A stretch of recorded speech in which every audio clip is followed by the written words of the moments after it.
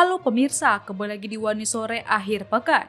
Hari ini, Wani Sore Akhir Pekan akan merangkum informasi mengenai Presiden Prabowo Subianto mengatakan bahwa Indonesia dan Malaysia tengah mencari solusi terbaik menyelesaikan konflik wilayah di Ambalat.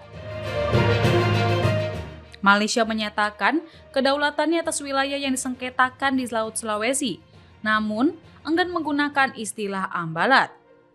Malaysia bersikukuh bahwa wilayah maritim yang dikenal dengan blok ND6 dan ND7 berada dalam wilayah kedaulatan Malaysia.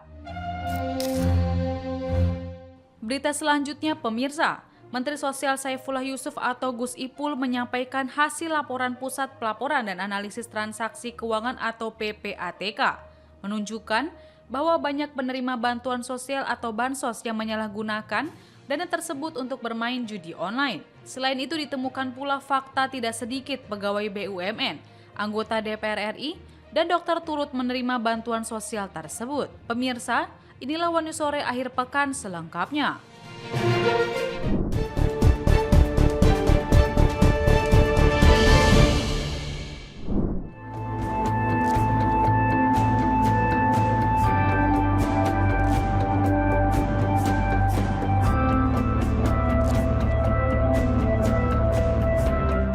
Komisi Pemberantasan Korupsi atau KPK mengungkap dugaan korupsi terkait kuota haji tahun 2024 yang bermula dari permintaan Presiden ke-7 RI Joko Widodo atau Jokowi kepada pemerintah Arab Saudi untuk menambah kuota haji reguler sebanyak 20.000 jemaah.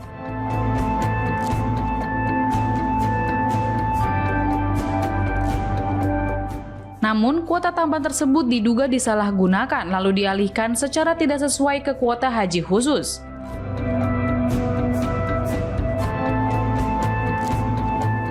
Deputi Bidang Penindakan dan Eksekusi KPK Asep Guntur Rahayu menjelaskan bahwa tambahan kuota ini sebenarnya diperoleh hasil pertemuan antara Presiden Jokowi dengan pemerintah Arab Saudi kala itu.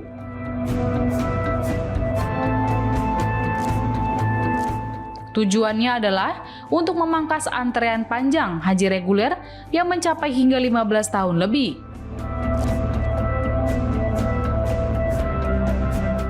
Hal ini sesuai dengan Undang-Undang Nomor 8 Tahun 2019 tentang penyelenggaraan ibadah haji dan umroh. Proporsi pembagian kuota adalah 92% untuk haji reguler dan 8% untuk haji khusus.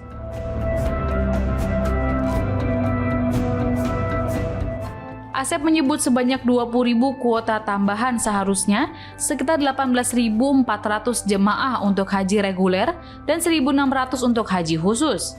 Namun kenyataannya, kuota haji khusus mencapai 10.000 jemaah jauh melampaui batas yang diatur oleh undang-undang. KPK menilai seluruh kuota tambahan tersebut idealnya digunakan sepenuhnya untuk haji reguler demi mempercepat waktu tunggu calon jemaah.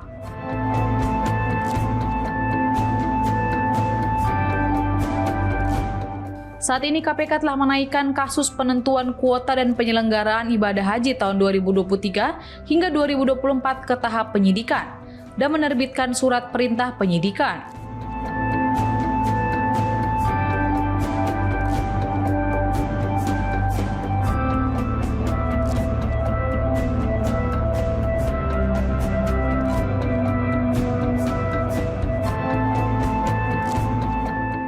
Sebelumnya, mantan Menteri Agama Yakut Khalil Qaumas telah menjalani pemeriksaan oleh KPK pada Kamis 7 Agustus 2025.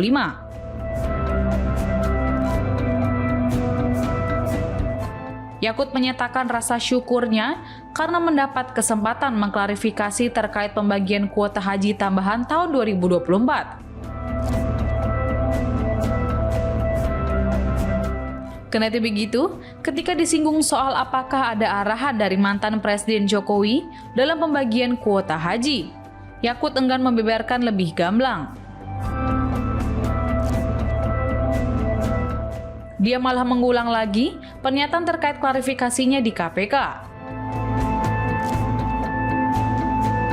Di sisi lain, KPK menegaskan komitmennya untuk mengusut tuntas kasus ini, termasuk dugaan gratifikasi terkait pengisian kuota haji khusus. Langkah tersebut dianggap penting demi menjamin keadilan dan transparansi dalam penyelenggaraan ibadah haji.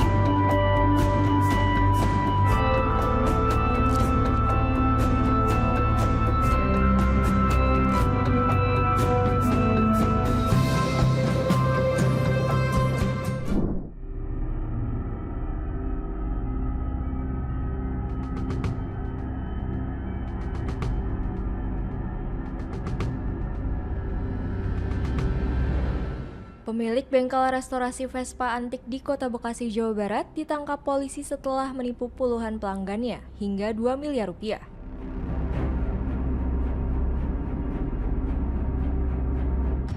Tersangka Ahmad Wahyu Pribadi, 43 tahun, pemilik bengkel di Jalan Raya Cipendawa, Rawalumbu, Kota Bekasi, dibekuk tim Satreskrim Polres Metro Bekasi Kota pada Jumat 8 Agustus siang.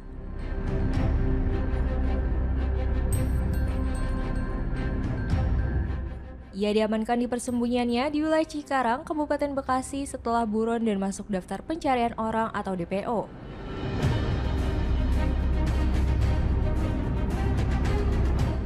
Modus pelaku yaitu menawarkan jasa restorasi Vespa antik melalui media sosial dengan harga murah.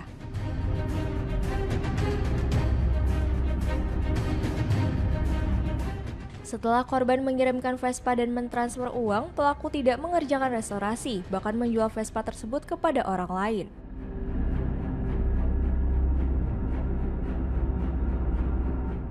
Berdasarkan penyelidikan, uang hasil penipuan yang mencapai lebih dari 2 miliar rupiah sebagian digunakan pelaku untuk bermain judi online dan berfoya-foya.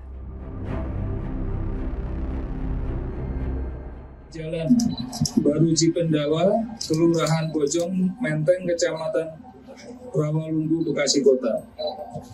Korban yang melapor ada 4, tetapi korban secara keseluruhan yang kami data ada 66 orang. Jadi 4 melapor, yang 62 orang belum melaporkan. Pelaku saudara AWB 39 tahun. Alamat di Bojong Menteng, Rawalumbu, Bekasi Kota. Kronologisnya adalah pada mulai bulan Januari 2025, pelaku menawarkan sepeda motor jenis Vespa antik yang diakui sebagai milik pelaku, kemudian mengirimkan foto dan video motor tersebut melalui WhatsApp kepada para korban-korbannya.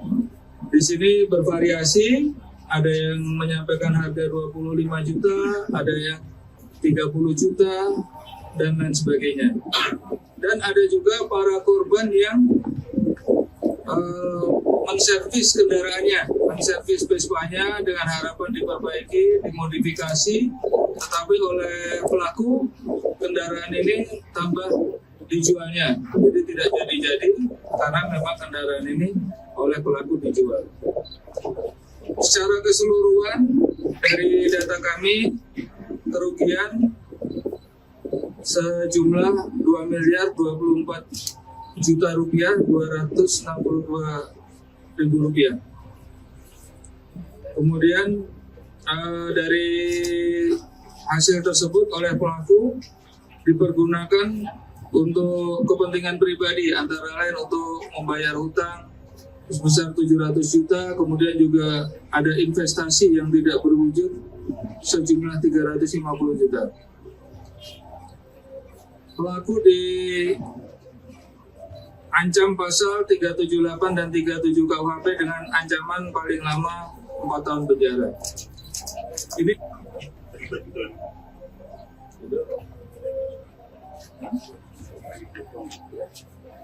untuk pelaku juga sebagian uang dipakai juga untuk melakukan kegiatan trading. Ya, ada indikasi ke arah judo juga. Pak, ini pelaku sendiri gimana sih Pak? Korbannya sampai banyak begitu Pak? Bahwasanya pelaku menjual Vespa yang sudah modifikasi ataupun Vespa yang jadul dengan harga yang miring, dengan harga di bawah harga pasaran. Seperti itu. Vespa klasik seperti itu. Bersurat nggak Pak? Bersurat. Berarti si pelaku ini menawarkan melalui media sosial atau apa, Pak? Ya, melalui media sosial, kemudian juga melalui WhatsApp dan lain sebagainya. Dari tangan tersangka, polisi menyita barang bukti berupa Vespa milik korban, buku tabungan, sejumlah kartu ATM, dan telepon genggam yang digunakan untuk melancarkan aksinya.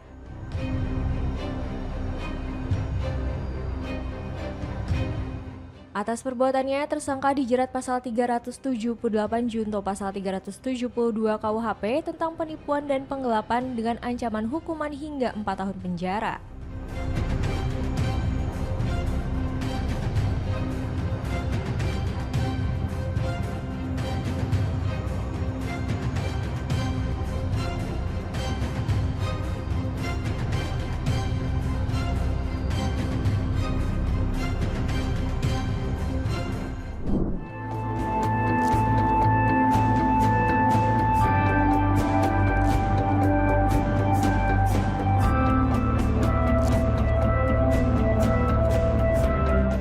Menteri Sosial Saifullah Yusuf menyampaikan hasil laporan PPATK menunjukkan bahwa ditemukan fakta tidak sedikit pegawai BUMN, anggota DPR dan dokter turut menerima bantuan sosial.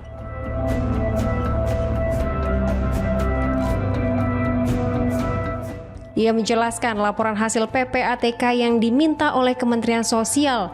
Rekening para penerima bantuan sosial telah dianalisis dan dicocokkan dengan data lebih dari 9 juta penerima.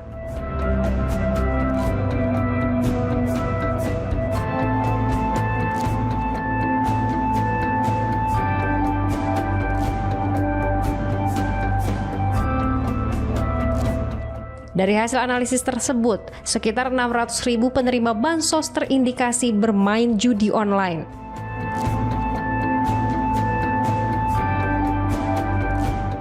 Saat ini, 228.000 diantaranya sudah tidak lagi menerima bansos, sedangkan 375.000 lainnya masih dalam proses pendalaman. Ia juga mengungkapkan bahwa terdapat penerima bansos yang merupakan pegawai BUMN, anggota DPR maupun dokter. Bahkan ada pula penerima yang memiliki saldo rekening di atas 5 juta rupiah.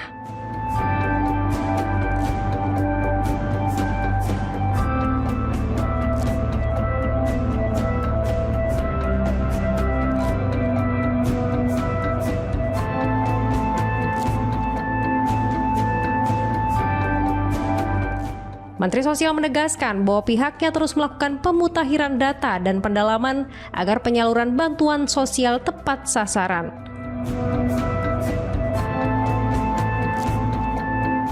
Sementara itu di Jawa Barat terdapat lebih dari 49.000 penerima bantuan sosial yang terindikasi bermain judi online. Angka tersebut menempatkan Jawa Barat sebagai daerah dengan peringkat tertinggi.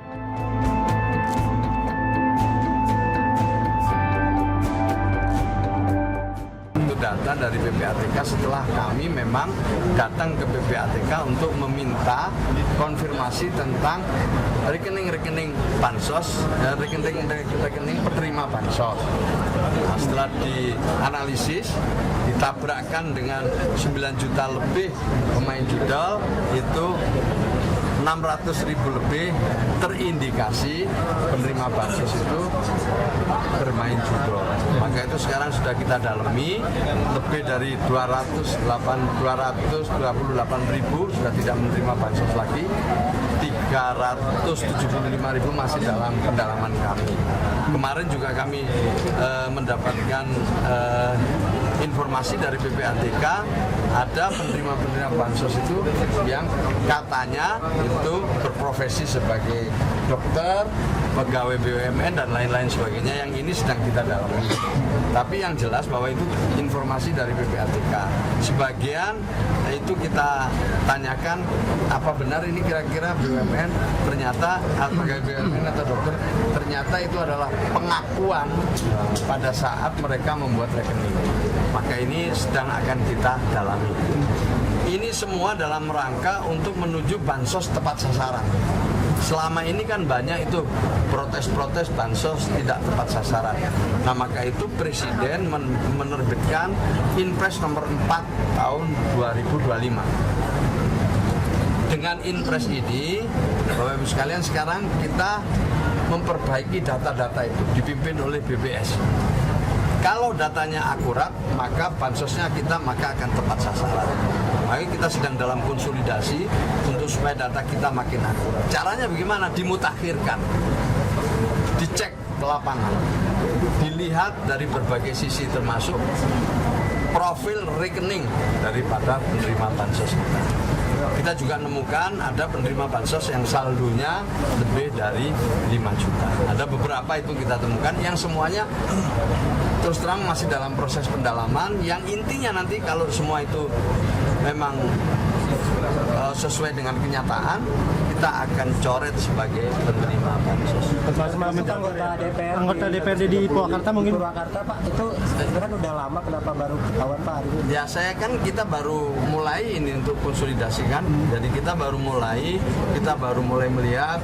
Jadi dengan Inpres sejak bulan Februari itu kan, Inpresnya keluar Februari, sejak itu keluar, kita mulai ini melangkah demi melangkah. Kita memang proaktif, kita ambil inisiatif untuk ke PPATK, untuk konsolidasi dengan gubernur, bupati, wali kota.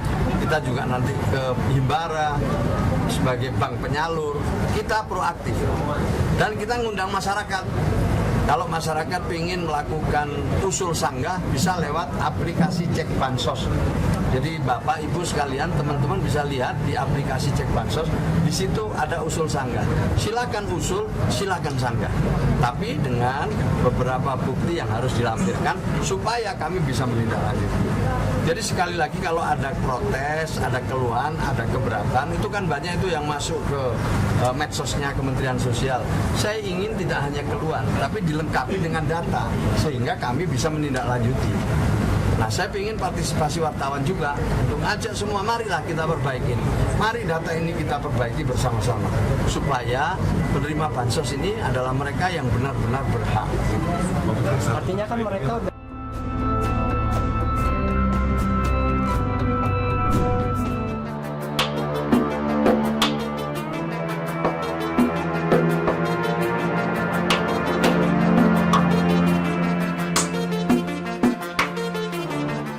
Mantan Menko Polhukam Mahfud MD secara blak-blakan mengungkap adanya dugaan upaya menutup kasus-kasus korupsi besar.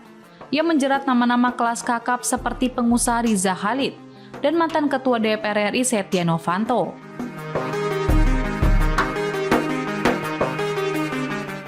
Menurut Mahfud, kasus yang melibatkan Riza Khalid sebenarnya bukanlah sebuah perkara baru.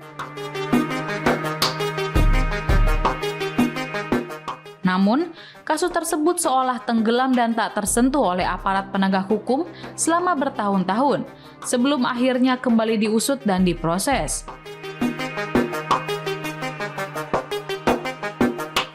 Dalam wawancaranya di kanal YouTube Forum Keadilan TV, Mahfud menyoroti bagaimana kasus besar itu bisa tenggelam.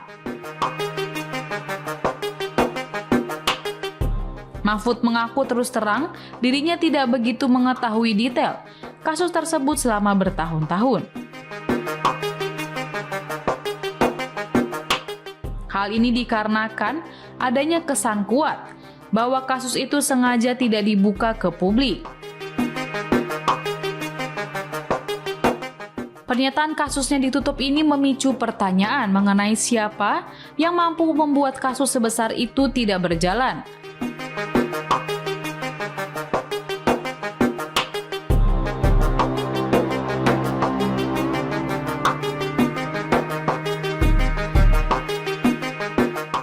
Diketahui nama Riza Khalid yang sempat menggemparkan lewat skandal Papa Minta Saham bersama Setia Novanto terkait perpanjangan kontrak PT Freeport Indonesia.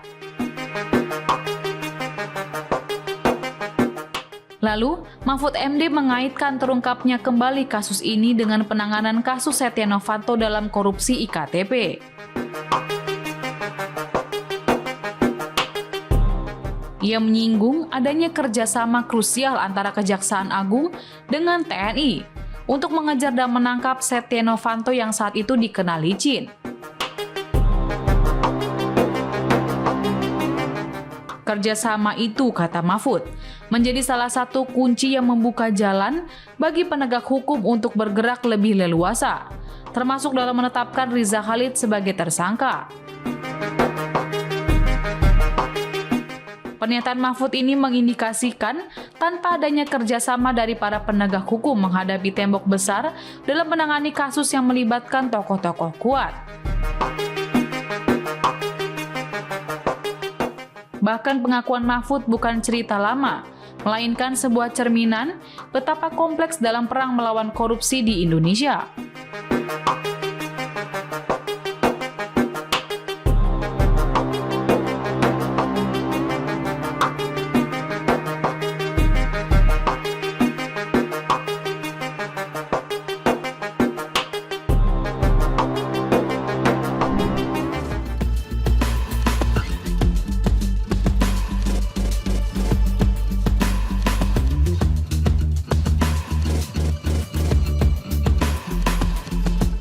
Presiden Prabowo Subianto mengatakan bahwa Indonesia dan Malaysia tengah mencari solusi terbaik menyelesaikan konflik wilayah di Ambalat.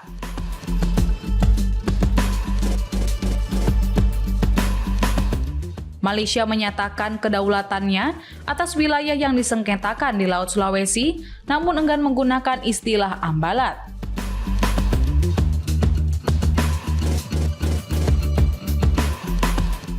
Menlu Malaysia Muhammad Hassan menegaskan hak kedaulatannya atas wilayah maritim yang dikenal sebagai Blok ND6 dan ND7 di Laut Sulawesi.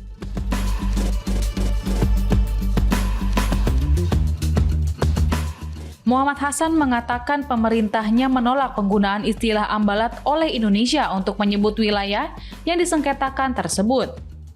Ia mengatakan klaim Indonesia yang merujuk pada Ambalat mencakup sebagian Laut Sulawesi.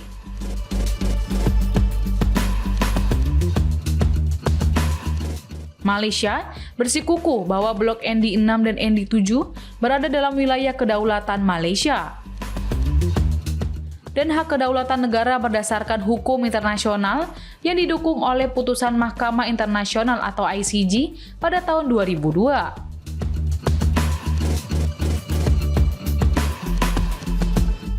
Muhammad Hassan mengatakan, Ambalat adalah istilah yang digunakan Indonesia untuk membenarkan klaim mereka atas wilayah tersebut.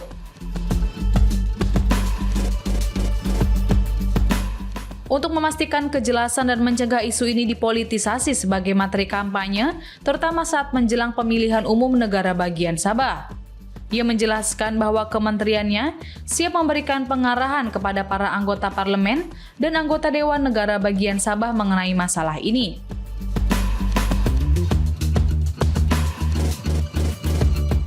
Kemlu Malaysia menyatakan kemungkinan pengembangan bersama antara Malaysia dan Indonesia di Laut Sulawesi masih dalam tahap penjajakan dan belum ada kesepakatan bersama.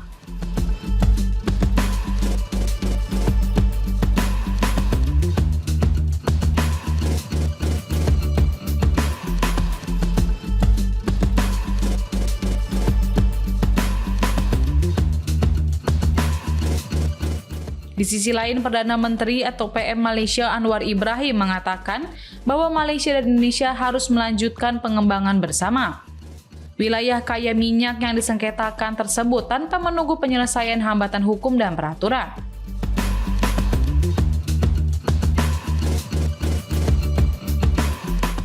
Anwar menjelaskan bersama Prabowo telah menyatakan komitmen kuat kedua negara untuk mempercepat kerjasama strategis di berbagai bidang, termasuk pembangunan bersama di Laut Sulawesi secara damai dan saling menguntungkan.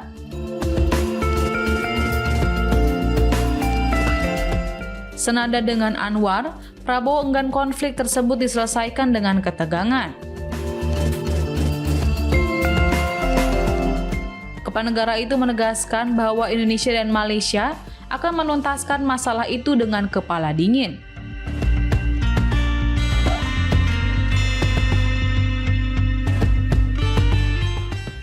Ya, kita cari penyelesaian yang baik, yang damai gitu. Ada itikat baik dari dua pihak ya. Kita jangan biasalah ada mungkin intinya kita mau penyelesaian yang baik ya. Pak, pasal 17 Agustus besok Pak mau undang kepala negara siapa Pak? 17 Agustus Pak.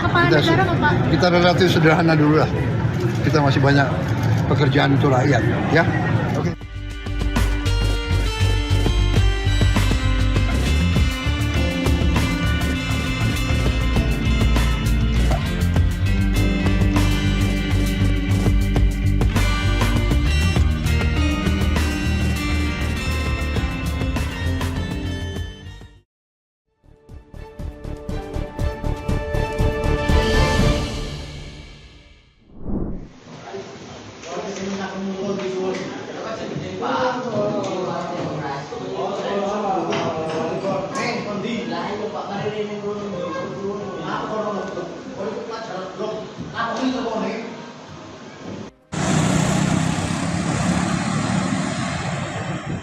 Sebuah video berdurasi 15 detik yang merekam aksi seorang guru menampar siswanya di dalam kelas viral di media sosial.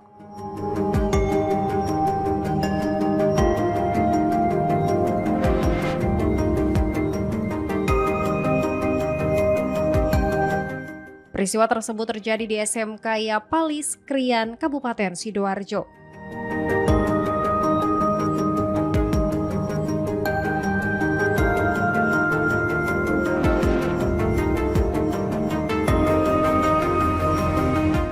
Dalam video yang beredar terlihat seorang pelajar kelas 12 berinisial RA 17 tahun terlibat adu mulut dengan guru di dalam kelas.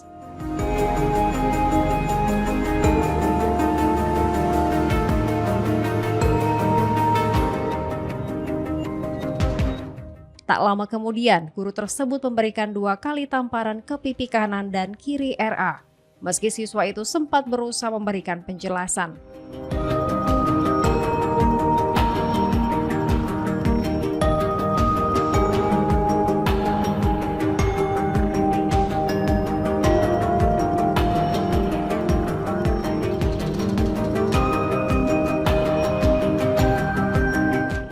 Menurut pihak sekolah, insiden bermula ketika RA meminta izin ke toilet di tengah pelajaran.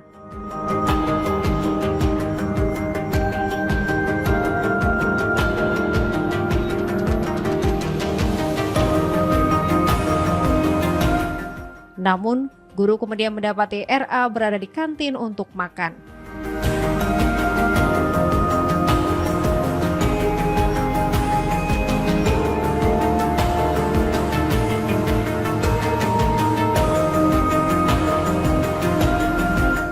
Pihak sekolah menyebut RA kerap meminta izin ke toilet, padahal telah diingatkan agar tidak keluar kelas tanpa alasan yang jelas.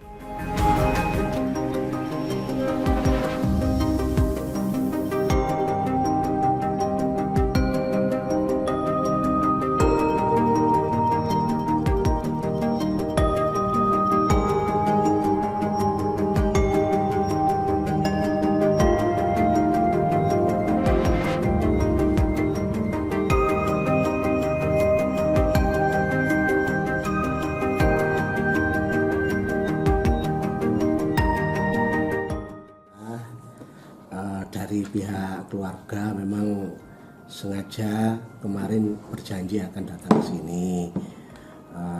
Kemudian setelah pagi ini tadi kita tunggu kedatangannya, alhamdulillah datang dan beliau memang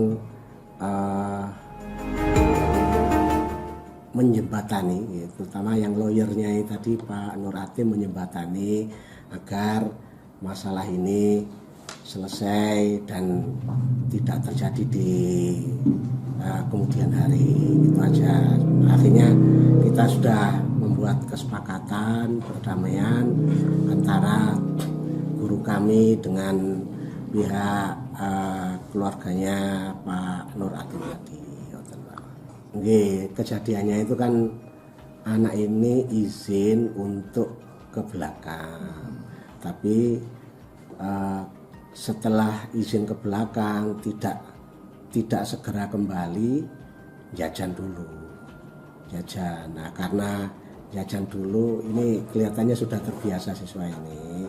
Lajeng oleh guru ini diperingatkan, intinya di situ. Sementara itu, pihak keluarga siswa menyatakan keberatan dan tidak menerima perlakuan guru tersebut.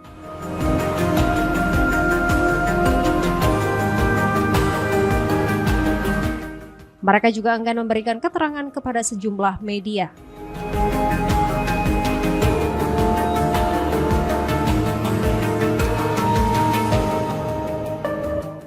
Meski demikian, pihak sekolah mengaku telah menggelar mediasi dengan menghadirkan keluarga korban, pengacara, dan tokoh masyarakat.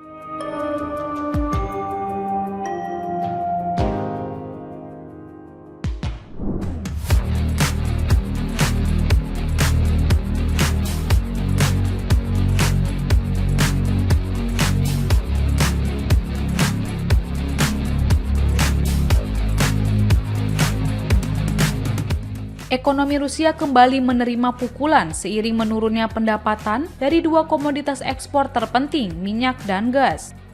Berdasarkan data Kementerian Keuangan Rusia yang dirilis Kamis 7 Agustus 2025, mengatakan bahwa pada bulan Juli, pendapatan gabungan dari sektor ini adalah 787,3 miliar rubel atau sekitar 128,14 triliun rupiah menjadi turun 27% dibandingkan tahun lalu.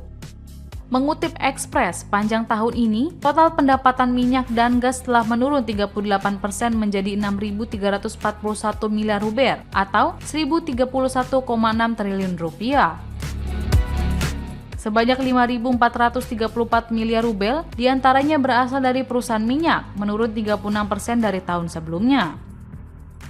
Pendapatan dari gas juga turun drastis sebesar 53% menjadi hanya 51,1 miliar rubel atau sekitar 8,3 triliun rupiah. Dengan situasi ini, industri tersebut menghadapi ancaman dari berbagai sisi setelah Uni Eropa memperkenalkan paket sanksi ke-18 terhadap Rusia bulan lalu. Sanksi ini membatasi harga minyak per barel 15% di bawah rata-rata pasar global yang memangkas pendapatan Rusia secara signifikan. Di sisi lain, analis Freedom Finance Global Vladimir Chernov memperkirakan langkah ini akan merugikan Rusia sebesar 1.500 miliar rubel atau sekitar 244 triliun rupiah per tahun, yang merupakan sekitar 18% dari target yang direvisi oleh Kementerian Keuangan. Penurunan pendapatan ini terjadi di tengah defisit anggaran yang mengejutkan sebesar 3.700 miliar rubel atau sekitar 602 triliun rupiah. Setara dengan 1,7% dari PDB Rusia yang dilaporkan pada paruh pertama tahun ini. Rusia menaikkan perkiraan defisit anggaran untuk tahun ini dari 0,5% menjadi 1,7% dari PDB, setelah perkiraan pendapatan energi dipotong 24% akibat harga minyak yang rendah dan nilai rubel yang anjlok.